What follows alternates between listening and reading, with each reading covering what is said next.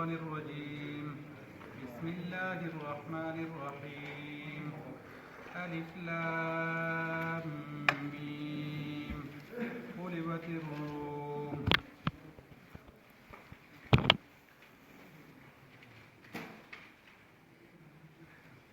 الحمد لله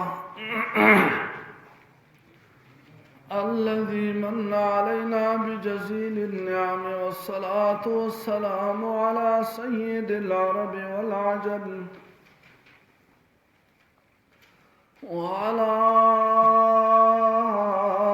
آله وأصحابه مصابيح الظلم. أما بعد، فأعوذ بالله من الشيطان الرجيم. بسم الله الرحمن الرحيم. ألف لام ميم. غلبت الروم.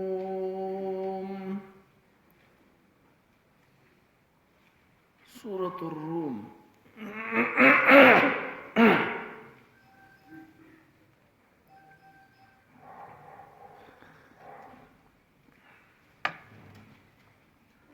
دا مکی صورت ده. دا دې په ابتدا کې ده یو واقعي ته اشاره ده چې هغه د جنگو په منځ د روم او د فارس کې. دا په دغه دور کې چې نبی کریم صلی الله علیه وسلم لا هجرت نه ده کړې، د هجرت نه 15 کاله مخکنه خبره ده. مکی دور ده.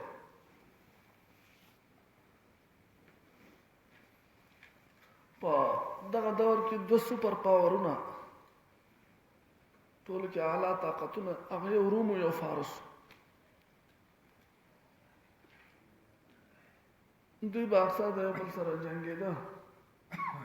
په دغه پیرامانه هم د دوی جنګ و. جنگ د ازراعات او بصره، دا دوه علاقې دي د شام سره دي، خو د روم په سلطنت کې وي. او دغه ځای باندې جنګ روم والا چې د اهل کتابو یعنی عیسایان، او فارس والا چې د آتش پرستو مشرکان.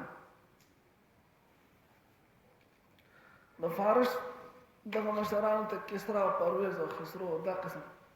بادشاهان چې، او د روم هغه هرقل او نجاشي دا.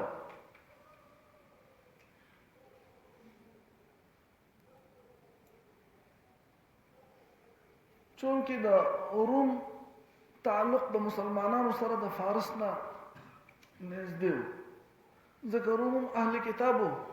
الله پاک منا او قیامت منا آخرت منا. پرون تاسو ته دا بحث شوی دی چې اهل کتاب چې دی هغه صرف نبی کریم صلی الله علیه وسلم او قرآن نه مني، چې کوم کافران دي. نور د دین علاوه د دین تمام ضرورت مني، آخرت منی، حساب کتاب منی، آسمانی کتابونه، پیغمبران منی، فرشتي، قیامت ورځ، جنت او دوزخ، دا ټول باندې دا ایمان دي. کوم چې اوریجنل اهل کتاب دي هغه وخت کې وو. چونکه د دوی نسبت د مسلمانانو سره د آتش پرستو زیات و، ځکه آتش پرست مشرکان هغه د اور عبادت کوي. الته د هغو دواړو جنگ دی د روم او د فارس په دغه زراعت او بصره کې، روم په علاقه کې. دلته په مکه کې د مسلمانانو او مشرکان دوی یو بل سره خبره اترې کوي که نه. یو وایي چې زمونږ به هغه به ګټي، بل وایي زمونږ هغه به ګټي. مشرکانو خپل هغه فارس ته خپل وایي، او مسلمانان چې دي دوی روم ته خپل وایي. حالانکه دواړه کافران دي. څه د مسلمانانو د فتح او د شکست د دې سره څه تعلق نه و، خو ما تاسو ته دغه یو نسبت په دې نسبت باندې مسلمانان په هغه باندې خوشاله دي چې اهل کتاب وګټي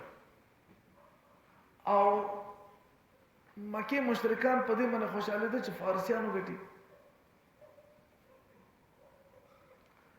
تاسو خلک دوه ملکونو د کرکټ میچ کنه خلک ډېر شي څوک یو ته خوشاليږي څوک بل ته خوشاليږي هغه شان دوی یو ته خوشاليږي بل ته خوشاليږي. مسلمانانو دلته غټ غټ خبرې کوي چې موږ بغټو او کافرانو وایي چې موږ بغټو حالانکه جنگل ته دی ګوره دا خبره ذهن کې کېده دلته جنگ نشتی. اتفاق ته ګوره فارس وګټله چا وګټله فارس نو مکه د مشرکانو خو داسې حال شو چې اوچتېږي رالګي سم خوشحالیان مسلمانانو له پیغورونه ورکوي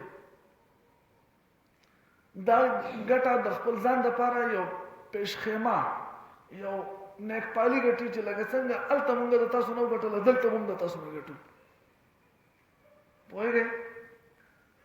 دلته مسلمانان ظاهره خبره ده مخامخ پریشانه شو ځکه چې په دې خبره خوشحاله ده چې روم به ګټي او هغه روم ونه ګټله. الله جل جلاله د دې خبرې د وضاحت دپاره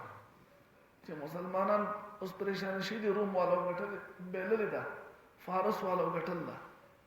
خو لږ کلونه وروسته به دا معامله زه پلټاو کړم کار ټول زما دی. الله پاک دلته دوی وایي چې کار د چا دی ټول زما دی چاله ګټه ورکوم چاله شکست ورکوم. اوس فارسیان وګټله او لږ کلونه وروسته به څوک ګټي رومیان به ګټي اهل کتاب به ګټي چونکې دا ایتونه ډېر د خوشحالۍ وو مسلمانانو دپاره د تسلۍ وو. ابوبکر صدیق رضی الله تعالی عنه چې دا واورېدل لاړ د کافرانو یو مجمع ته وایي چې خوشحالېږئ مه لږ کلونه وروسته ستاسو شکست دی لږ کلونه وروسته به تاسو شکست خورئ. هر یو مجمع کې اعلان کوي په خوشحالۍ باندې څوک مني څوک نه مني څوک وایي ته څه وایې دا خو راتلونکي لپاره به ګورو هر قسم خپل هغه ریاکشن کوي. ابی بن خلف راپاڅېد چې ته دروغ وایې هغه لعنتي دروغ ته وایې زه ولې دروغ وایم زه په دې خبره باندې تا سره شرط هم لګولی شم چونکې دا د هجرت نه مخکنۍ خبره ده نو شرط حرام شی نه دی شرط هغه حرام شی دی چې کله شراب حرام شو انما الخمر والمیسر دواړه یو ځای حرام شي نو په دې دور کې شرط لګول جایز و.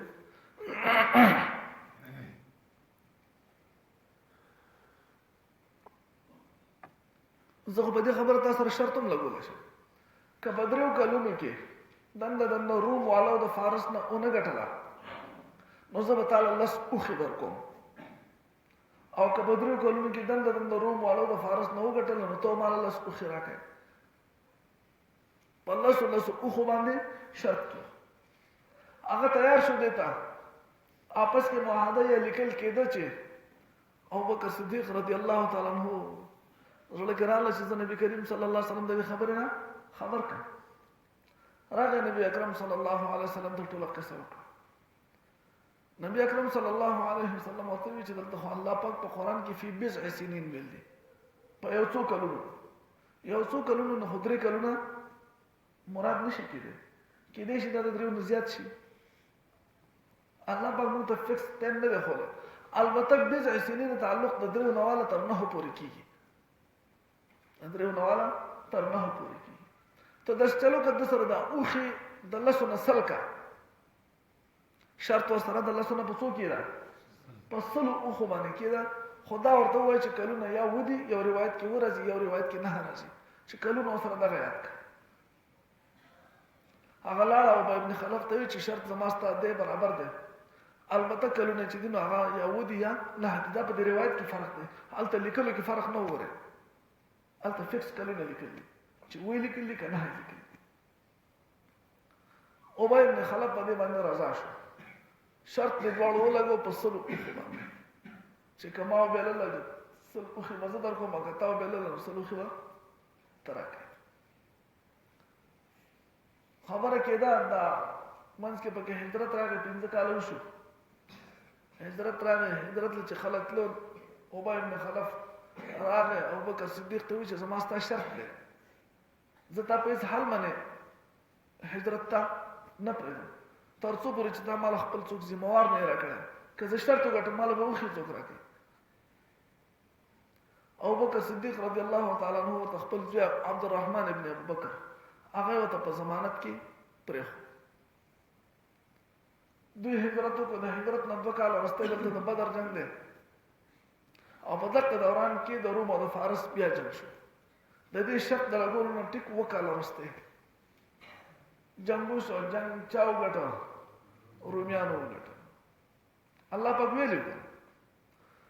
رومیانو وګټه او داسې عجیبه اتفاق و چې دلته کافرانو هم شکست وخوړ که نه مکې مشرکانو شکست وخوړ په بدر کې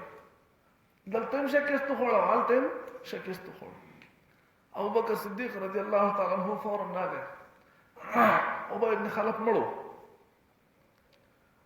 د هغه زوی بیا ذمهوار اخیستی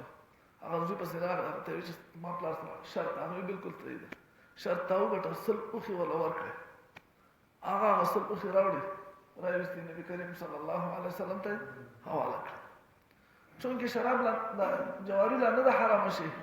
خو کوم چیزونه چې حرامېدل نبی کریم صلی الله علیه وسلم د هغه چیزونو نه مخکې نفرت باندې و لکه شراب حرام شي نو خو چېرته نبی کریم صلی الله علیه وسلم چېرته نه دي څښلي ابوبکر صدیق رضی الله تعالی عنہ په زندګۍ کې شراب نه دي څښلي حرام نو حلال خو کوم چیزونه چې حرامېدل نو الله جل جلاله د دې ذهن داسې جوړ کړی چې دغه چیزونه به نه استعمالو نبی اکرم صلی الله علیه وسلم ابوبکر صدیق ته ویل چې دا اوښې صدقه که غریبانو له ورکړه محتاج هغه په دغه طریقه باندې صدقه شو په دې شروع کې دغه واقعې ته اشاره ده الف لام میم غلبت الروم شکست اخر روم فی ادنى الارض پنځدې ځمکه کې نږدې ځمکه د عربو ته د فارس نه دا نږدې و نسبتا ځکه ته نږدې وي وهم من بعد غلبهم سيغلبون او دوی با زردا د خپل د غلبې نه وروسته د شکست نه وروسته غالب شي کلا فی بضع سنین په یو څو کالو کې لله الامر الله د پاره اختیار ده من قبل مخکهم ومن بعد ورستهم نفع نقصان شکست او ګټه څوک ورکوي ويومئذ يفرح المؤمنون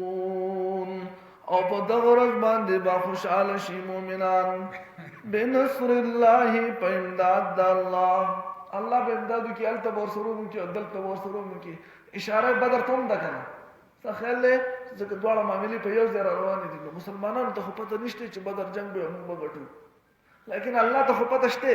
نو الله وی بنصر الله الله به امداد کوي انصر من یشاء امداد کوي د چا چې خوښ شي وهو العزیز الرحیم دا الله زبردست دی رحم والا دی وعد الله وعد الله پاک لا يخلف الله وعده الله مخالفت نکي د خپل وعده وعده الله وکړي چې روميان به فتح مومي ولكن اكثر الناس لا يعلمون لیکن زیاد خلقنا نه پويږي الف لام میم غلبت الروم شکست اخر روم فی ادنى الارض پنځدې ځمکه کې وهم من بعد غلبهم او دوی با رستو د شکستنا سيغلبون فتح بیامومی فی بضع سنین پیوتو کالو کی للہ الامر اختیار اللہ سرد من قبل ومن بعد مخکهم او رستهم ويومئذ يفرح المؤمنون او په دغه ورځ به خوشاله شي مؤمنان بنصر الله الله په امداد سره ينصر من يشاء امداد کوي د چا چې خوښ شي وهو العزيز الرحيم او دا الله زبردست دی او رحم والا دی وعد الله وعد الله دا لا يخلف الله وعده مخالفت نکي الله د خپل وعده ولكن اكثر الناس لا يعلمون لیکن زیاد د خلقنا نه پوهیږي تاسو زما خبره ته وګورئ او غسل کې څو فرض دي درې مولیان نه بس لوګونه ټک پاتې دي غسل کې څو فرض شو درې فرض خله توبه چول فرض دي خله توبه چول فرض دي پوزه توبه چول فرض دي روزه کې په پوزه ترخوم نه او غړې بوم نه کوي ځکه دا فرض نه دي پوزه ترخولم فرض نه دي او غړغړې کولم فرض نه دي نو به خلک چې ما خان سره جماعت نه به غړغړې وکړي انا څه وکړم مړې دې آزاد شي خو به دوباره غړغړو ته ضرورت نشته ځکه غړغړې فرض نه دي خله توبه چول فرض هغه ته چول دي پوزه توبه چول فرض دي پټول بدن باندې یو پیر د څه وب به یو فرض دي چې وخت عمر زه پکې وچ پاتې نشي یاد بشي تاسو ته او راو به سما په غسل کې څو فرض دي چې درې فرض دي خله توبه چول فرض دي پوزه توبه چول فرض دي پټول بدن باندې یو پیر او به یو فرض دي یاد بشي اللهم صل علی محمد جل خير الشمس ساتي خير ربنا اتنا في الدنيا حسنة وفي الآخرة حسنة وقنا عذاب النار ربنا لا تزغ قلوبنا